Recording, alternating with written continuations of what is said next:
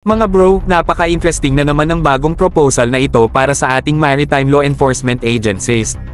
Ang Day 1 Maritime Consultancy Services ay nagpakita ng isang 14-meter patrol boat design na swak para sa PNP Maritime at Philippine Coast Guard. Kung ito'y matutuloy, siguradong malaking tulong ito sa pagpapalakas ng ating maritime security. Ang 14 meters class patrol boat na ito ay may aluminum hull, kaya magaan pero matibay laban sa mga alon at hamon ng karagatan. Bukod dito, ang design ay nilagyan ng 800 horsepower water jet twin na nagbibigay ng mabilis at mahusay na maneuverability. Ibig sabihin, kaya nitong habulin ang kahit anong illegal na aktibidad sa karagatan, mula smuggling hanggang illegal fishing.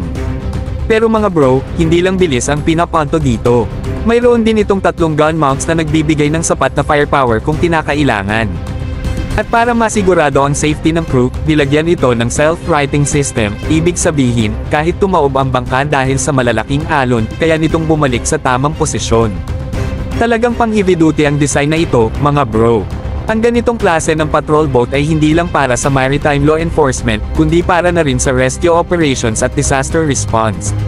Multi-role capabilities ang peg ng design na ito. Sa laki at kakayahan nito, tiyak na magiging malaking asset ito sa ating coastal defense at humanitarian missions.